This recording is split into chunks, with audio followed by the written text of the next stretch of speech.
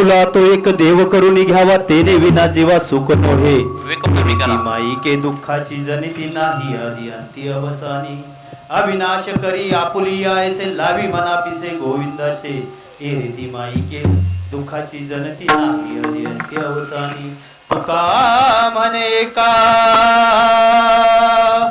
मरणेची सरे उत्तम चिउरे कीर्ती मागे कीर्ती माई के दुःखाची जनती नाही आधी अंती अवसानी विठ्ठल विठ्ठल केले समपंच मधामा नमस्कार माझा श्री संत सद्गुरु बाळू मामा नमस्कार माझा श्री संत सद्गुरु बाळू मामा नमो ज्ञानेश्वरा नमो ज्ञानेश्वरा निवृत्ती उदारा सोपन देवा मुक्ताबाई नमो त्रिभुवनी पावनी दत्तात्रय जननी देवाची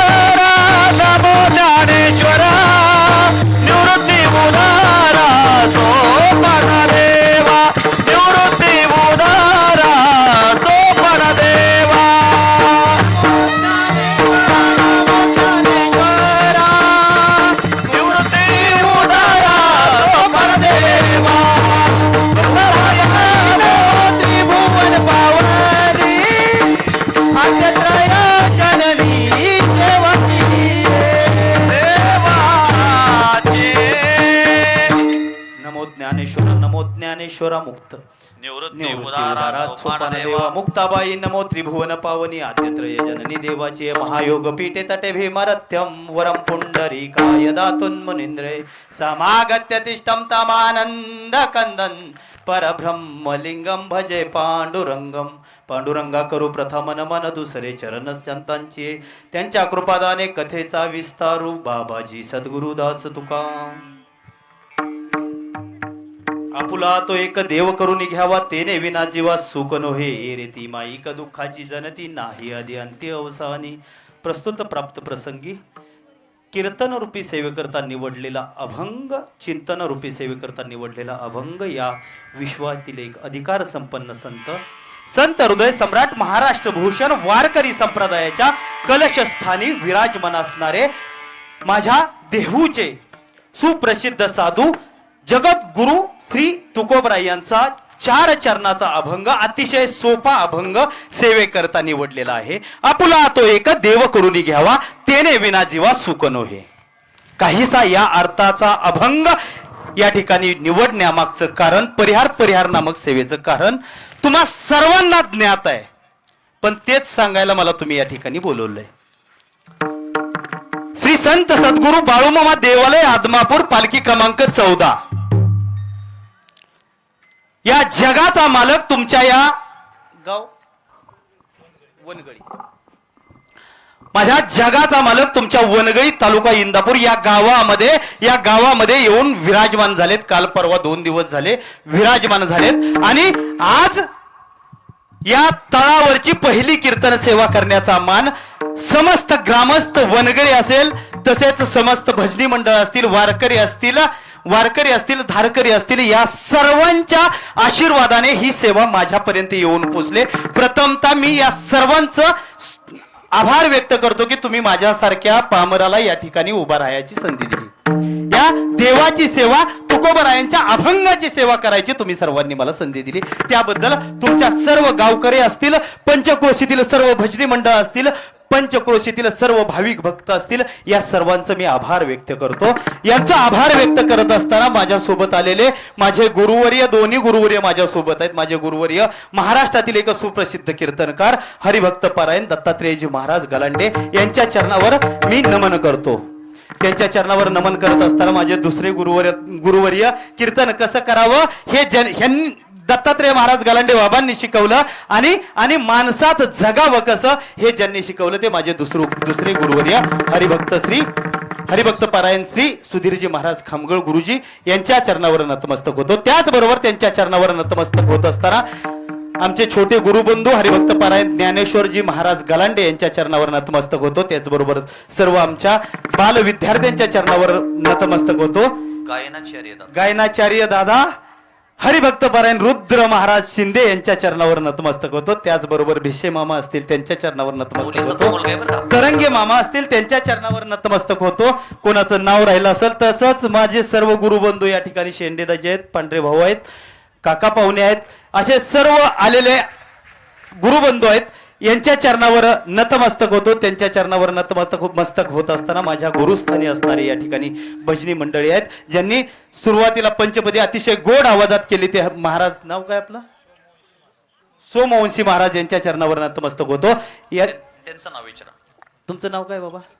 कदम महाराज यांच्या चरणावर नतमस्तक होतो. तुमच्या सर्वांच्या चरणावर नतमस्तक होतो आणि माझ्या सेवेला सुरुवात करतो. विठ्ठल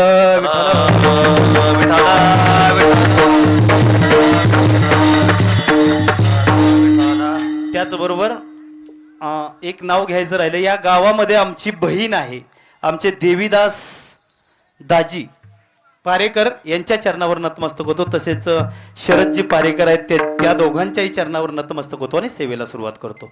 सेवेसाठी अभंग निवडलाय आपुला तो एक देव करून घ्यावा देणे विना जीवा सुख नव्हे. जगद्गुरु श्री तुकोबाराई या अभंगातून काय सांगतात? आपला एक देव करून घ्या. का देव करून घ्यायचा? आलाय या आदमापूरच्या मालकाच्या दरबारात आलाय, तळावरती आलाय, या देवाला आपलंसं करून घ्या. का आपलंसं करून घ्या? जगद्गुरु तुकोबाराय सांगतायत. त्याच्याशिवाय जीवाला अजिबात सुख मिळणार नाही.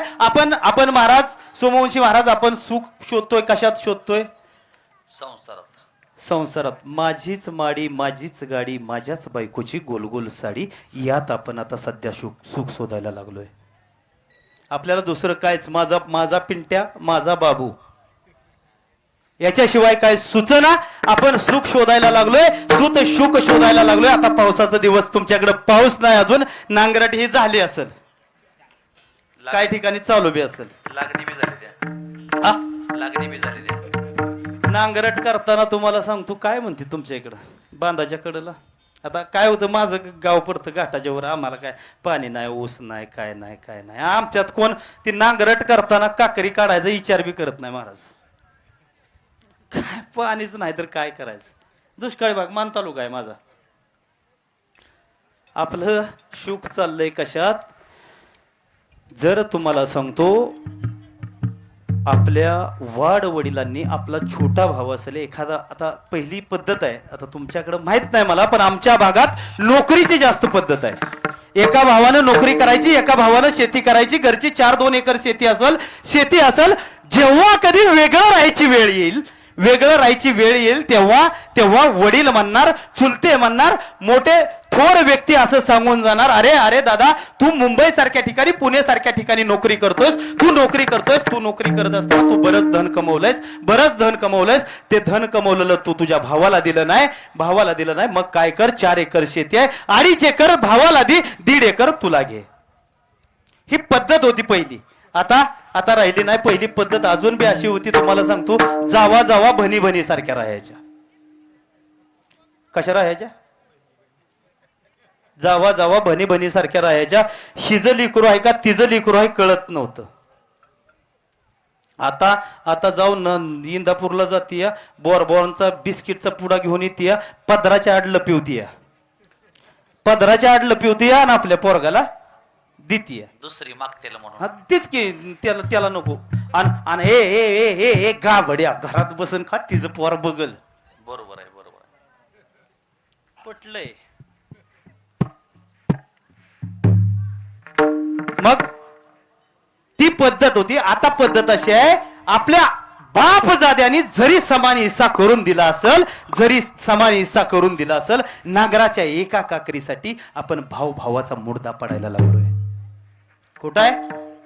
भाव भावाचा मुर्दा पडायला लागलोय. पुढे जाऊन मी मामांच्या चरित्रात ते बोलणार आहे. मग जगद्गुरु तुकोबराय म्हणतात, येरती माईक दुःखाची जनती नाही आधी अंत्य अवसानी. तुम्हाला जे संसारात दिसतंय ना, भावाच्या जमिनीचा तुम्ही काकरी करताय, ते सर्व आहे ते दुःखाचं मूळ आहे. तुमची मुलं असतील दुःखाचं मूळ आहे, मुलगी दुःखाचं मूळ आहे, दोंड्या महिन्यात आलेला जावाई देखील दुःखाचं मूळ आहे. अभंगाच्या 3ऱ्या चरणामध्ये जगद्गुरु तुकोबराय म्हणतात, अविनाश करी आपुलिया ऐसे लावी मना पिसे गोविंदाच्या. जर तुम्ही तो एक देव आपला करून घेतला तर न संपणारा आनंद तुमच्या मनाला भेटेल. तुमच्या संसारात न संपणारा, जीवनात न संपणारा आनंद येईल. आणि तुम्ही जर त्या गोविंदाच्या नामाचा छंद, या सद्गुरु श्री बाळूमामांच्या नावाचा छंद तुमच्या मनाला लावून घेतला तर तो कधीही संपणार नाही. अभंगाच्या 4थ्या चरणामध्ये जगद्गुरु तुकोबराय म्हणतात, तुका म्हणे एका मरणेची सरे उत्तमची उरे कीर्ती मागे. आता आपापल्या गावातल्या माणसांची कीर्ती कवा निघते हो? कवा निघते कवा? समजा आता आमचे देवी दादाजी इथं आहेत, महाराज जीवस्तवर गेल्यावर चांगला नाही. जगद्गुरु तुकोबराय आयुष्यभर भजन, वयाचे 42 वर्ष जगद्गुरु या मृत्यू लोकामध्ये राहिले. एकही दिवस जगद्गुरु तुकोबरायांना त्रासाशिवाय काहीही सहन करावं लागलं नाही. माझ्या सद्गुरु श्री बाळूमामांना एकही दिवस त्रासाशिवाय काही सहन करावं लागलं नाही. जिथे जाईल तिथं त्रास. त्यांनी समाजाचं, तुकाराम महाराज असतील, माझे संत सद्गुरु श्री बाळूमामा असतील, समाजाचं काहीच वाईट केलं नव्हतं त्यांनी, तरी पण त्यांना त्रास सहन करावा लागला. आपण आता त्रास सहन करत नाही. आपलं असं झालंय, तुम्हाला सांगतो, आपल्याला सर्व दुःख सुख पाहिजे. सुख दुःख जर वाट्याला आलं ना, दुःख जर वाट्याला आलं तर इथं येताय, माझ्या मामांच्या पादुकावर डोकं ठेवताय. देवा, अरे तुझी एवढी भक्ती करती, रोज संध्याकाळी सकाळची 5 वाजता उठती, तळावर तुझी आरती आहे, 5 वाजल्यापासून गुराचं ढोराचं बघतीया, शानगान काढतीया, दारा काढतीया, 4 दाम टथापतीया, आणि शेवेकरी मामासनी घेऊन जाते, तरी बी माझ्याच आयुष्यात दुःख कार? खरं आहे का? नाही असं कोण म्हणत इथलं? नाही होय. मग कीर्ती कधी आपल्यात कीर्ती? महाराज, आपली कीर्ती आहे, तुम्हाला सांगतो, गावाच्या खाल्लाकडे गेल्यावर, बया लय चांगला होता, असं नव्हतं व्हायला पाहिजे होतं, आणि एवढ्या लवकर नव्हतं व्हायला पाहिजे होतं, 2 पोराची लग्न व्हायची होती, आणि त्या बिचारीनं कोणाच्या तोंडाकडे बघून जगावं, आणि नको असलं नाही व्हायला पाहिजे. आपली कीर्ती मरणानंतर तुकाराम महाराज काय म्हणतात, तुका म्हणे एका मरणेचे सरे उत्तमची उरे कीर्ती मागे. तुमचं मरण, तुम्ही मरण पावलात तरी कीर्ती मागे राहिली पाहिजे. कशी कीर्ती मागे राहिली पाहिजे सांगतो. गेल्या वर्षी 2025 ला माझ्या श्री ज्ञानोबा माऊलींच्या ज्ञानोबा माऊलींना समाधी घेऊन 750 वर्ष पूर्ण झाली. 750 वर्ष पूर्ण झाल्यानंतर आळंदी ट्रस्ट कमिटीची एक बैठक बसली. बैठकीत ठरलं, माऊलींच्या समाधीला 750 वर्ष पूर्ण होत आहेत. मग आता काय करायचं? पंचमंडळीने एक निर्णय घेतला, माऊलींच्या कळसाला काहीतरी सोनं लावायचं. सर्व पंच कमिटी बसली. पंच कमिटीमध्ये बसून एक निर्णय घेण्यात आला. निर्णय झाला 11 किलो सोन्याचा कळस माझ्या माऊलींच्या मंदिराला बसवायचा. सगळं ठरल्यानंतर तुम्हाला सांगतो, महाराज, एक व्यक्ती कोणीतरी आला असता. महाराष्ट्रात असे बरेच दानशूर आहेत. अयोध्येला राम मंदिर बांधलं. एक आपल्या भारतातील उद्योगपती म्हणाले, राम मंदिराचा जेवढा खर्च आहे तेवढा एकटा करतो, फक्त एकच करा, मंदिराच्या बाहेर एक कमान लावा आणि कमानीला माझ्या वडिलांचं नाव द्या. पण त्या ट्रस्टनं ठरवलं, कुणा एकट्याच्या दानानं ते मंदिर बनवायचं नाही. त्या अखंड भारतातील गोरगरीब जनसामान्य जनतेचा एक एक रुपया त्या मंदिराला लावायचा आहे आणि सर्व माणसांचा हक्क त्या मंदिरावर झाला पाहिजे म्हणून लोक वर्गणीतून ते मंदिर बांधलं गेलं. आपल्यासारख्यांनी 5-5, 10-10 रुपयांनी त्या मंदिराला देणगी दिली. माझ्या माऊलींच्या समाधीला कळस बसवत असताना तशीच परिस्थिती आली होती.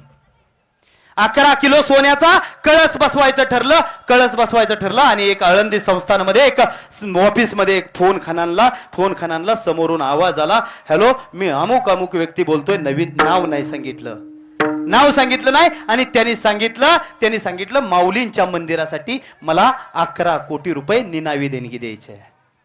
महाराज इथं सांगायचं कारण काय आहे? 11 कोटी रुपये निनावी देणगी द्यायचा आहे. आलाय मामांचा तळ, कोणीतरी एखादा अन्नदानासाठी 150 रुपयाची पावती तर नाहीच माझ्या देवाच्या तळावर.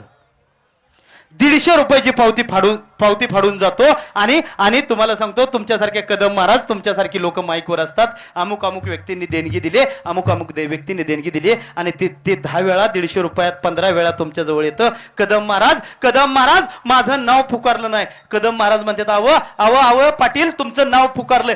नाही मला बी ऐकायला नाही. आणि घरी मंडळी शेड मध्येच धार काढत होती आणि ती म्हणती सकाळी 150 रुपये दिलतंय, संध्याकाळ झाली तरी आपलं नाव कसं आलं नाही. अरे पाटला तू 150 रुपयात घरातली 15 माणसं जेवून गेलायस. ह्यातलं सांगायचंय काय? 11 कोटी रुपये मला निनावी देणगी द्यायची आहे. असा एक फोन आला सर्वांचा पेच झाला. परत ठरलं 22 किलो सोन्याचा कळस माऊलींच्या मंदिराला बसवायचा. 22 किलो परत ठरलं 25 किलो सोन्याचा कळस बसवायचा. 15 ऑगस्ट 2025 रोजी 25 किलो सोन्याचा कळस माझ्या माऊलींच्या मंदिराला बसवला. त्यावेळी सोनं 1 लाख रुपये तोळा होता. अय मनी करणार ज्ञानो ऐका, मनी डिस्को मनी. त्यावेळेस डिस्को मनी आहे का? बघितलं का तुम्ही? खरबुजी. हा होय ग, तो केवढा केला ग? माझा ज्वारीच्या दाण्यापेक्षा मोठा आहे व्हायचं. अशी भाषा आहे आपल्या खेडवळ माणसांची. त्यावेळी 1 लाख रुपये तोळा सोनं होतं. मग 25 किलो सोन्याचं झालं किती? माझं गणित कच्चं आहे, हिशोब करा मग सांगा मला. थांबतो मी तोवर. किती झालं? 25 कोटी रुपये किमतीचा कळस माझ्या माऊलींच्या मंदिराला बसवला. तुका म्हणे एका मरणीची सरे उत्तम जीवरे कीर्ती मागे. माझ्या माऊलींनी 23 वर्ष तुम्हा समाजात राहिले. माझे माऊली 23 वर्ष या पृथ्वी तलावर या मृत्यू लोकामध्ये राहिले. एकही दिवस स्वाभिमानानं माझ्या माऊलींना आळंदीमध्ये जगू दिलं नाही.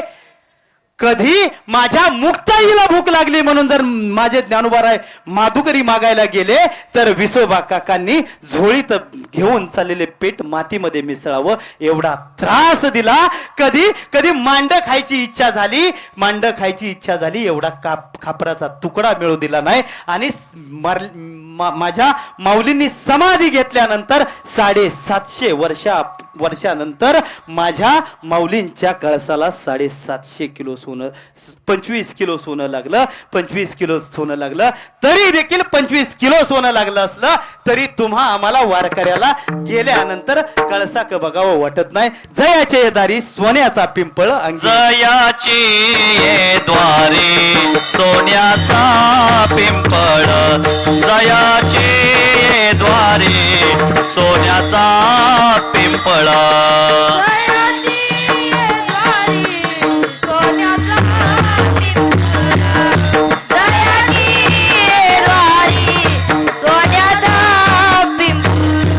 अंगे ऐसे बड़ा रेड़ा बोले.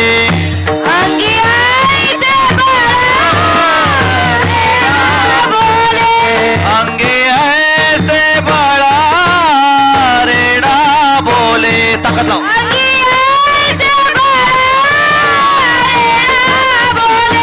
करीला ते काय नोहे महाराज. करीला ते काय नोहे महाराज.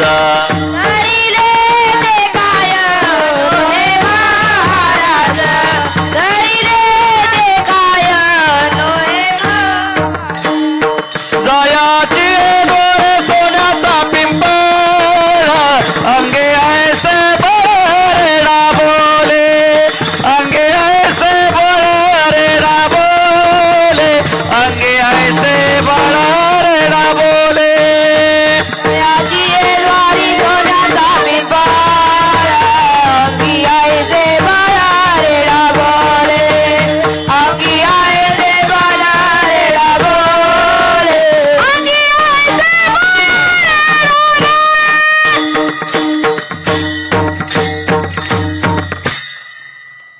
जयाची ये द्वारी सोन्याचा पिंपळ अंगी ऐसे बळ रेडा बोले.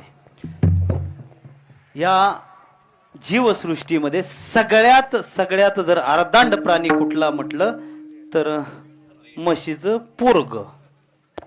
मैशी पुत्रा मुखे. म्हशीचं पोरग. आणि माझ्या ज्ञानोबा माऊलींनी रेड्याच्या तोंडातून वेद बोलवून रेड्याचा उद्धार केला. आणि माझ्या आणि दुसरा अर्धांड प्राणी म्हटलं तर मेंढी माऊली. बघा काय साम्य आहे बघा. माझ्या माऊलींनी रेड्याचा उद्धार त्याच्या तोंडातून वेद बोलवून केला. आणि माझ्या मामांनी बकरी जैसा प्राणी ठेविला चरणी. माझ्या मामांनी बकरीला आपल्या चरणाजवळ ठेवून बकरीचा मेंढी माऊलीचा उद्धार केला. वा वा.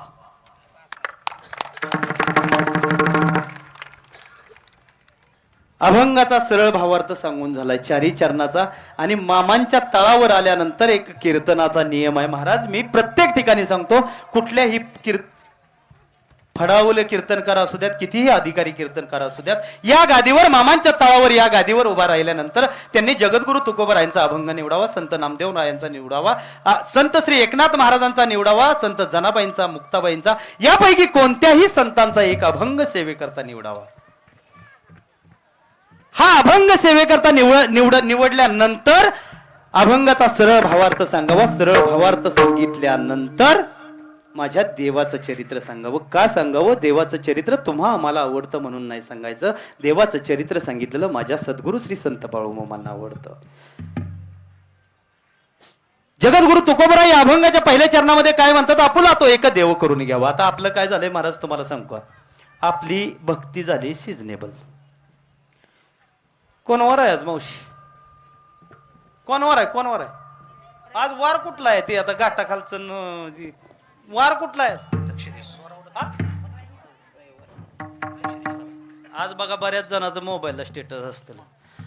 अहम वाग्या सोहम वाग्या प्रेम नगरावारी, सावध होऊन भजनी लागा देव करा कैवारी. माझ्या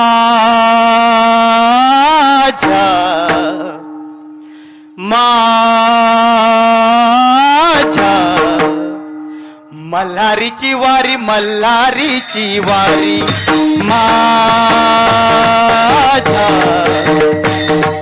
मल्हारीची वारी, मल्हारीची वारी.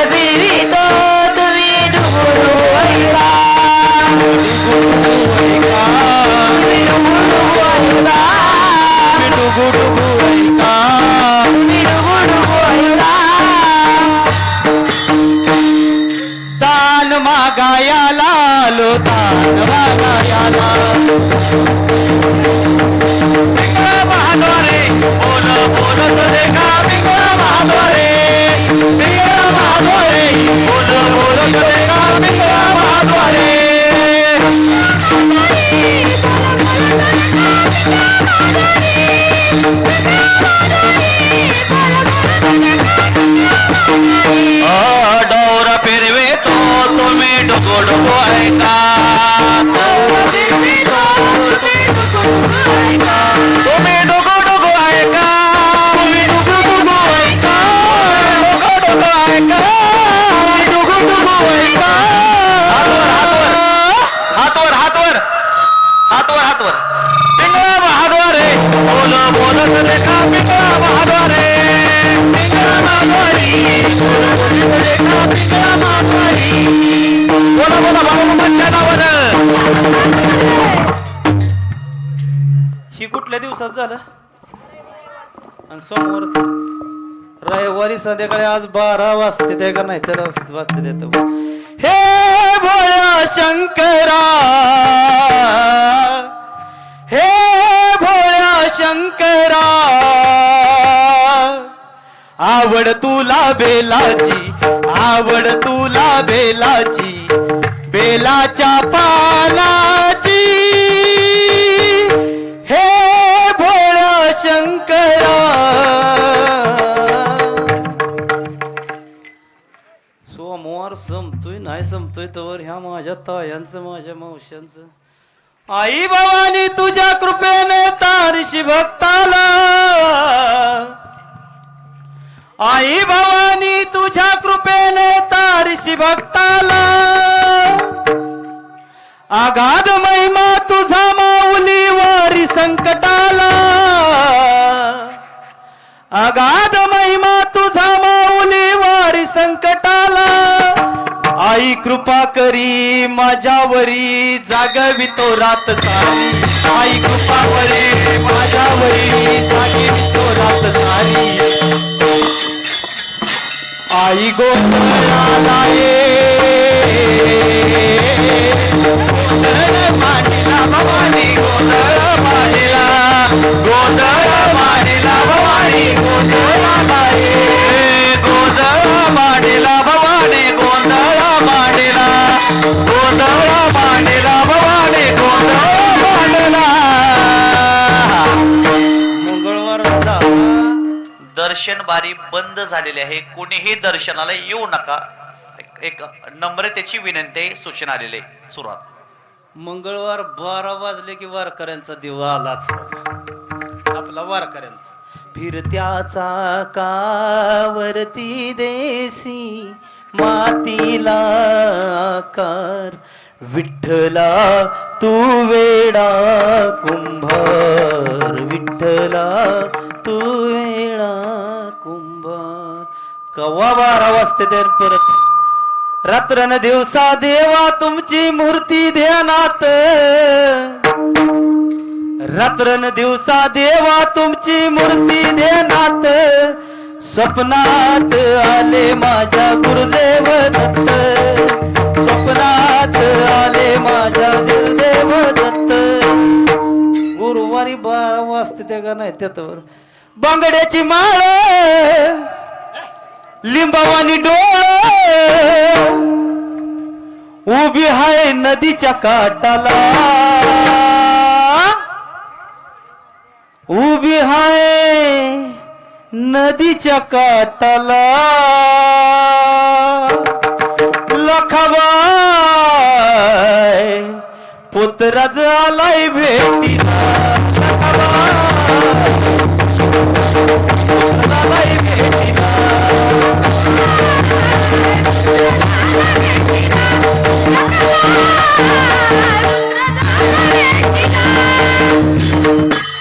शुक्रवारचा दिवस शनिवारचा पहाट झाली रच झाली की आमच्या सारखाचं स्टेटस.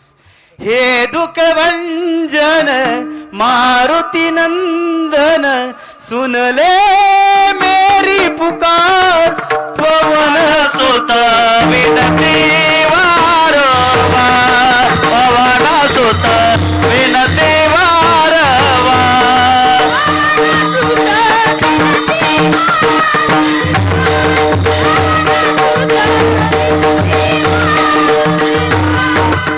हे दुःख भंजन मारुती नंदन. हे दुःख भंजन मारुती नंदन सुनलो मेरी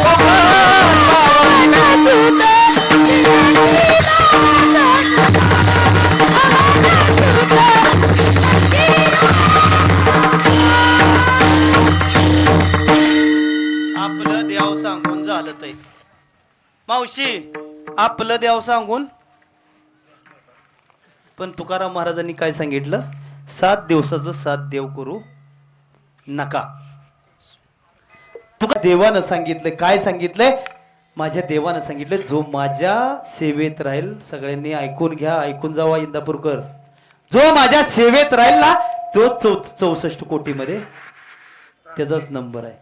आपल्या मावशी आपल्या घरात जात असेल जात पहिलं बघायला लागलं गाण्याला वापरायची. गाण्याला आता गाणाच म्हणते ना तुमच्याकडे ती बांगड्या भरते त्याला काय म्हणते? गाणाच ना. आमचं तुमचं सारखंच आहे की जुळले का? आता काय उपयोग आहे? खरंच सांगतो, माझी जन्मभूमी जरी बरं का महाराज, माझी जन्मभूमी मान तालुका असला तरी माझी कर्मभूमी तुमचा इंदापूर तालुका. मला या परमार्थामध्ये जी काय ओळख दिली ती तुमच्या इंदापूर तालुक्याला दिली. आपल्या जाता आपल्या घरात त्याला आऱ्या किती असते त्या? आता इथं बिना पदाराला नाही कळणार, जातच कळायचं नाही, मग आरा कावा कळणार. आता ती काय झालंय महाराज, मी बऱ्याच ठिकाणी सांगतो बरं का, नाही आता पदर काय झालंय, पहिला आजी तुमच्या काळात साडीवर येत होता, बरोबर का, तुमच्या काळात साडीवर येत होता. आता ती वेगळा घ्यावं लागतोय आपण, ती जर्किंगला टोपी घेतो का नाही, आता ती वेगळं घ्यावं लागतंय आता. तर मला काय सांगायचं होतं, इथं बिना पदरावाल्याला आरी कळणार नाही, पण किती आरे असते त्याचा? त्याला दोन, खालनं एक वरनं एक. त्याच्यात आपण ज्वारी बाजरी गहू टाकतो. पहिलं तुम्ही डाळ जाते, सुंदर माझे जाते ग, ते वरनं धान्य टाकायचं तुम्ही, बरोबर. आणि त्या धान्याचं खाली ती जात फिरवल्यावर काय व्हायचं? पीठ व्हायचं. मग ते पीठ कुठल्या धान्यात व्हायचं? सगळ्या धान्याचं होत नव्हतं, त्यात 4-2 धान्य हाय असं जात्यात राहायचं. कुठलं राहायचं? जे आरीला चिटकून धान्य राहिलंय त्या धान्याचं पीठ होत नव्हतं. आता काय चंदन, तुम्ही अजून सुपात आहे, जात्यात जायचं आहे. सुपात कसं असतंय, आईच्या ताब्यात असलं की सुपात असतो, माझा दादा माझा दादा माझा दादा. आमच्यासारखं जात्यात गेला का नाही, स्टेटसला ठेवता, घरच्यांनी बघितल्यावर म्हणणार कीर्तन करायचं आता का घरची माप काढायचं.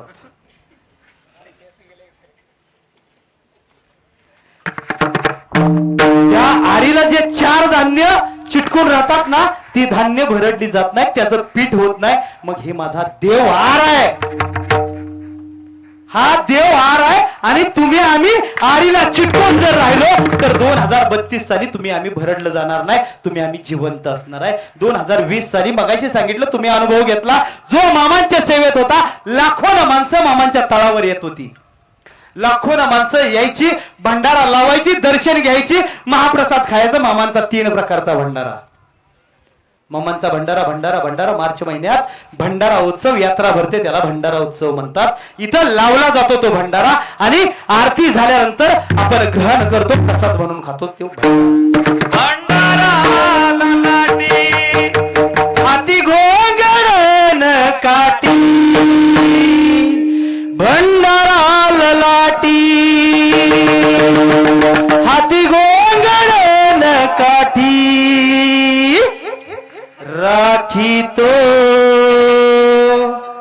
राखी तो मेंढर बाळू मामा,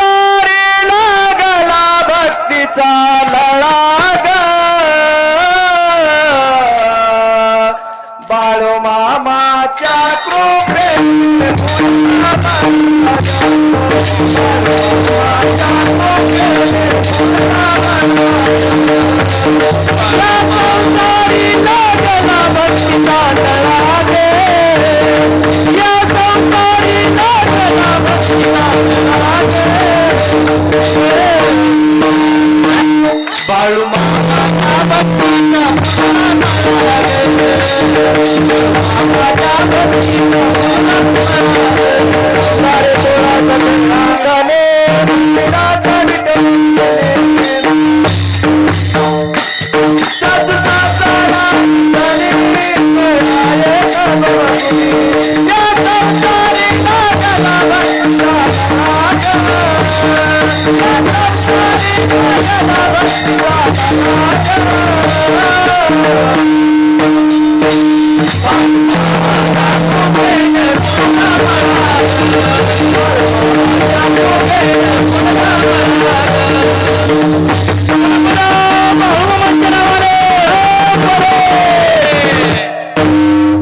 धर्म बुडायला लागला होता.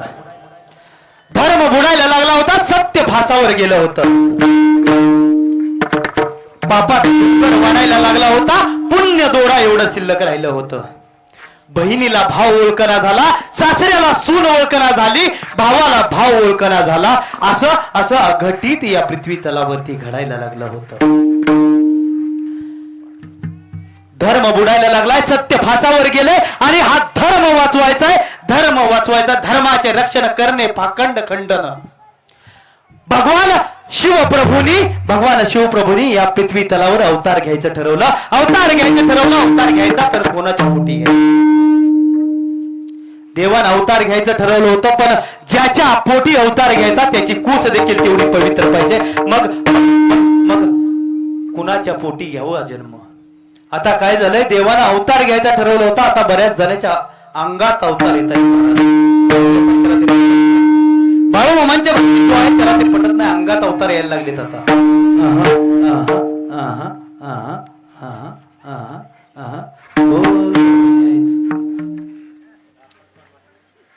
देवान अवतार घ्यायचं ठरवलं. कोणाची कुस पवित्र आहे? कुस पवित्र होती. कर्नाटक राज्य, बेळगाव जिल्ह्यामध्ये चिकोडी तालुक्यामध्ये अक्कोळ, पुण्य पावन पवित्र असं अक्कोळ हे गाव. त्या अक्कोळ गावामध्ये एक धनगर समाजाचं कुटुंब राहत होतं. महाराज ऐका, धनगर समाजाचं अतिशय गरीब कुटुंब राहत होतं. माझ्या देवानं जन्म जरी धनगर कुटुंबात घेतला असला, माझ्या देवानं अवतार जरी धनगर कुटुंबात घेतला असला, तरी माझ्या देवानं उद्धार मात्र सर्व जाती धर्माचा केला. संत जन्माला येतात, देव जन्माला येतात, फक्त जन्म घेण्यापुरतं कोणत्या तरी एका जातीचा आधार घेतात, पण त्याचं नंतरचं सर्व कार्य सर्व समाजासाठी असतं. अवतार तुम्हा धरा या कारणे, उद्धारा या जन जीवा. सुंदरा माता अर्भावे, मायाप्पा अर्भावे, धनगर समाजाचं कुटुंब, अतिशय गरीब कुटुंब. त्या सुंदरा मातेच्या पोटी अश्विन शुद्ध द्वादशीला माझा देव अवताराला आला. गोत्र कोणतं आहे? बेडक होन्न बेव सांगा की. गोत्र बेडक होन्न बन्ने नवार. त्यांचं कुलदैवत कोणतं आहे? कुलदैवत अर्भावीचा मारुती. कुलस्वामिनी माया चिंचलीची माया हो. हा. हाय जन्माला अश्विन शुद्ध द्वादशीला. आईनं ऐका, मावशीनं ऐका, अश्विन शुद्ध द्वादशी आदल्या दिवशी काय होती? एकादशी. काय होती? एकादशीचा उपवास धरला होता सुंदरा मातेनं. काय धरला होता? कितव्या महिन्यात? हा, कितव्या महिन्यात? अश्विनी शुद्ध द्वादशीला माझ्या देवाचा जन्म झाला. आणि त्याच्या आदल्या दिवशी काय होती? एकादशी. आणि कडक पारणं केलं होतं माझ्या सुंदरा मातेनं. सकाळी निर्जला नव्हतं, पण देवाचं भजन कीर्तन नामस्मरण केलं होतं. आणि आदल्या दिवशी डिलिव्हरी व्हायच्या आदल्या दिवशी उपवास धरला होता. कोणाला सांगू नका. होय आयानो. आता पहिली सोनोग्राफी झाली की बाया डॉक्टरनं सांगितले माझ्या सोनाला बादली सुद्धा उचलू नको.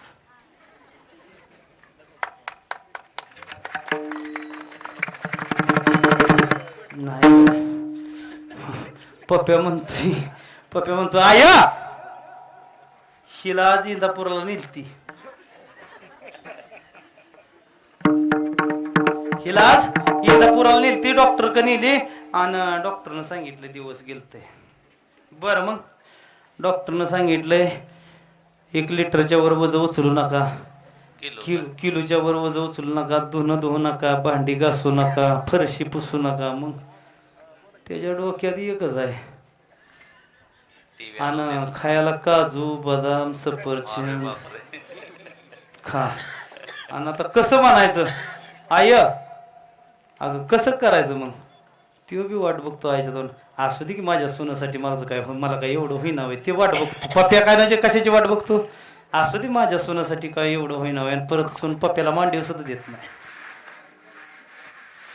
परत सून काय करते माहिती आहे का? पप्प्या रांग घुसतोच तुमचा उपयोग.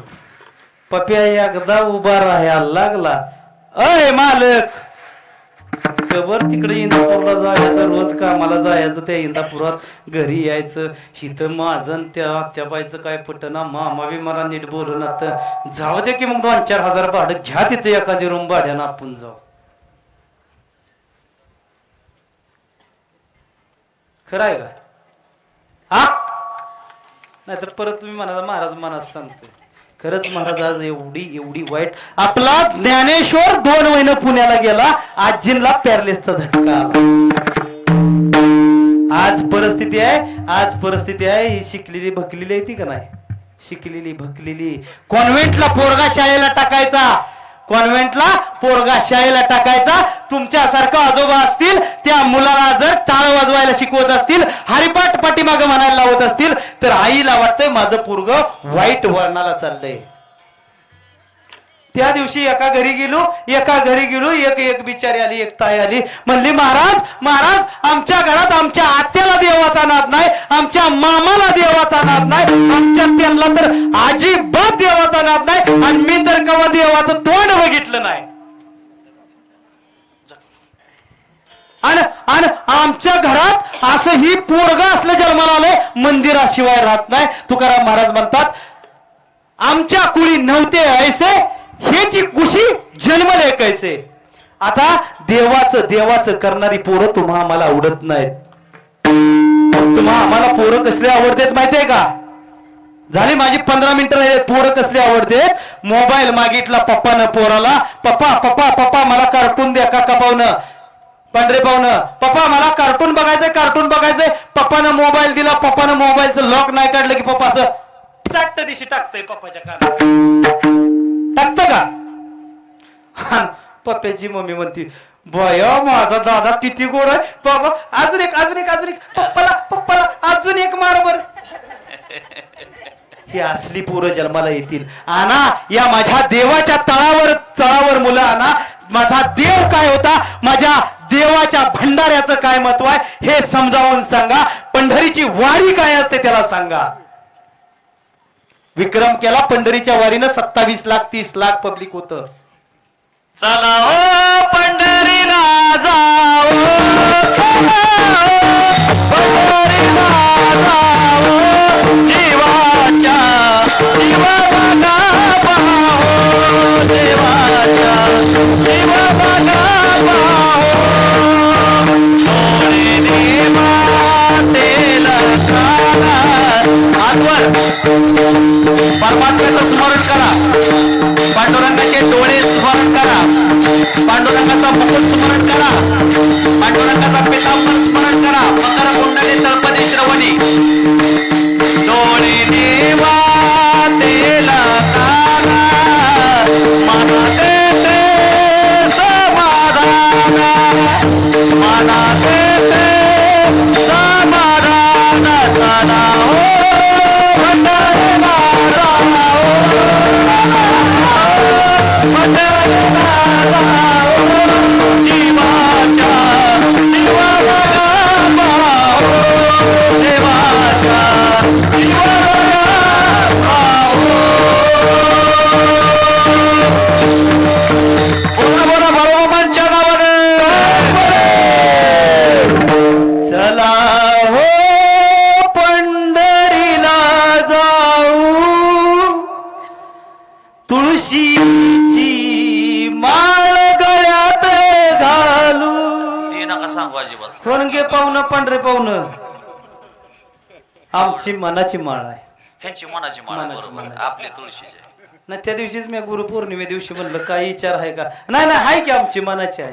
आमच्या ताईंनी घातली, ह्यांच्या ताईंनी घातली, पण त्यांच्या ताईंना आमच्या ताईंनी त्यांच्या कारभारणीनं त्यांनी नाही घातली. आमची मनाची माळ आहे. मनाची माळ नसती बरं का, सांगितलं असतं पण आता वेळ कमी. माझा देव अवताराला आला 3 ऑक्टोबर 1892 अश्विन शुद्ध द्वादशीला, आणि देव अवताराला देवानं पुढं त्याच्या लीला चालू केल्या. देव माझा रानोवनात मुख्या साधू संतांचा दिंडी सोहळा घेऊन फिरायला लागला. एक 5 मिनिटांमध्ये सांगतो, माझ्या मामांच्या मेंढी माऊलीची उत्पत्ती पंढरीच्या पांडुरंगानं वारुळातून केली. वा वा, सांगा सांगा ते माहिती नाही. वारुळातून माझ्या पंढरीच्या पांडुरंगाची उत्पत्ती, मेंढी माऊलीची कशी उत्पत्ती केली पंढरीच्या पांडुरंगानं, एक 5 मिनिटांमध्ये सांगून जातो. एक शेतकरी होता, असा तुमच्या या मार्गावरून पलीकडनं जाते ना तुकाराम महाराजांची पालखी, बारामतीसनं जशी आषाढीची वारी जाते, पालखी जाते, त्या पद्धतीनं एका रानाच्या रस्त्याच्या कडेला शेत होतं. शेतकरी, तो शेतकरी वारकरी होता. आषाढ महिन्याचा दिवस होता. पंढरपूरच्या दिशेने दिंड्या जात होत्या. दिंड्या जात असताना आषाढ महिन्यामध्ये आपले सुगी चालू असते, कुठं नांगरणी, पेरणी, फनपाळी ह्या प्रकारचं शेतीतली मशागत चालू असते. शेतीची मशागत चालू होती. भलं मोठं त्या शेतकऱ्याच्या रानामध्ये वारुळ निर्माण झालं होतं, आणि त्या शेतकऱ्याला 2 मुलं होती, अशी पांढरे पाहुण्यासारखी 2 मुलं होती. आणि असा नांगर धरलाय. वडिलांजवळ एक मुलगा आला आणि म्हणला, बाबा या वारुळामुळे खूप रान पडतंय, खूप जमीन पडते, खूप नुकसान होतं, एवढं वारुळ आपल्या शेतातून काढून जाऊया. आणि बाप म्हणायचा, नको रे दादानो नको, त्या वारुळातून कधी कधी मला घाट्या घुंगराचा आवाज येतोय, त्या वारुळातून कधी कधी मला घाट्या घुंगराचा आवाज येतोय. वारी चालली होती, दिंडी चालली होती. दिंडीतील एक वारकरी त्यानं वाट वाकडी केली, त्या शेतकऱ्याच्या रानामध्ये गेला, वारुळाच्या पाया पडला, शेतकऱ्याला नमस्कार घातला आणि शेतकऱ्याला बोलला, अरे वारकरी दादा, अरे शेतकरी दादा, एवढं वारुळ तेवढं तुझ्या शेतातनं कधी काढू नको. शेतकरी बोलला, हो रे वारकरी दादा, कधी कधी या वारुळातून मला घाट्या घुंगराचा आवाज येतोय, पण मुलं ऐकत नाहीत. तो वारकरी होता शेतकरी, दुसऱ्या दिवशी वारीला जायची लगबग चालू आहे, आवरायचं चालू आहे, पटापटा काम करतोय. ते मुलं काय करतायत इकडे लक्ष नाही. मुलांनी ऐकलं नाही. मुलांनी नांगूर धरला. हळूहळू शेतात आला. तो नांगूर वारुळाजवळ आला. शेतकऱ्याचं लक्ष नव्हतं. त्या मुलांनी अचानक तो नांगर वारुळामध्ये घातला. वारुळ दुभंगलं आणि त्यातून माझ्या या मेंढी माऊलीची उत्पत्ती झाली.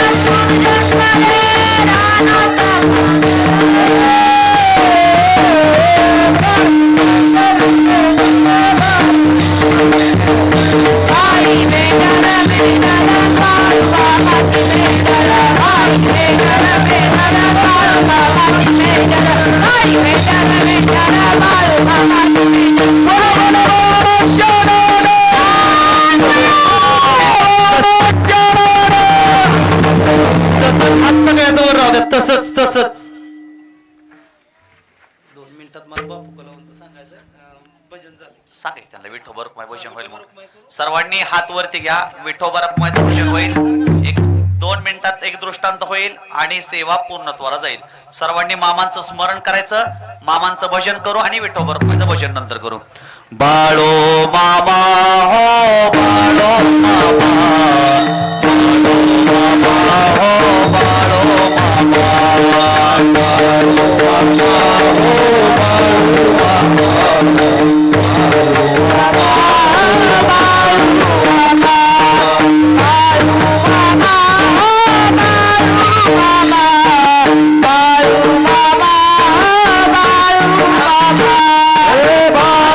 मामा,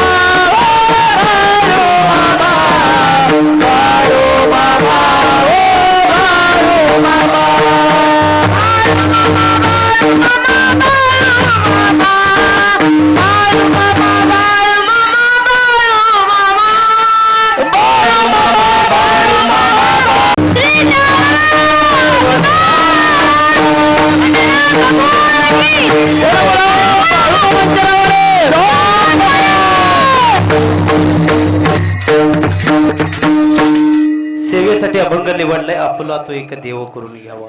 मग मग मामांच्या चरित्रामध्ये एक वर्णन आलंय. बापू कलावंत नावाचा भक्त, विको कपी. बापू कलावंताना एक आपला देव करून घेतला. माझ्या मामांना आपला देव मानला. धर्मानं मुसलमान होता महाराज, धर्मानं मुसलमान होता. भक्त आजवार पूजती कोटी कोटी, देव बाळू मामा उभा राहतो भक्ता पाटी. जात धर्म भेद भाव नाही कधी मानता, जात धर्म भेद भाव नाही कधी मानता. कलावतान भंडार बघा, कलावतान बापू कलावतान भंडार बघाला, बापू कलावतान भंडार बघाला, भंडारा लावला, भंडारा लावला, भंडारा लावला, भंडारा लावला, भंडारा लावला, भंडारा लावला, भंडारा लावला, भंडारा लावला. हुन्नर की तालुकाची कोडी महाभक्त सक्रिय सहभागी होता स्वतंत्र संग्रामात, स्वतंत्र संग्रामात, स्वतंत्र संग्रामात. गारगोटीची कचेरी फोडण्याचा संकल्प 43 केसेस ब्रिटिश राजवटीत, ब्रिटिश राजवटीत, ब्रिटिश राजवटीत. बाळू मामा भक्ताची मैत्री दुर्धनात, बाळूमाच्या बाळावर आला तो पोळात, आला तो पोळात, आला तो पोळात. पाहताच बापूला जोडीले दोन्ही हात, बोलले मामा फिरकावीत, काकळ फिरकावीत, काकळ फिरकावीत. मी साधा धनगर तू कसा रे आलायस, जेवण आलं बापू परत आला. ज्ञानेश्वर माऊली ज्ञानराज माळेत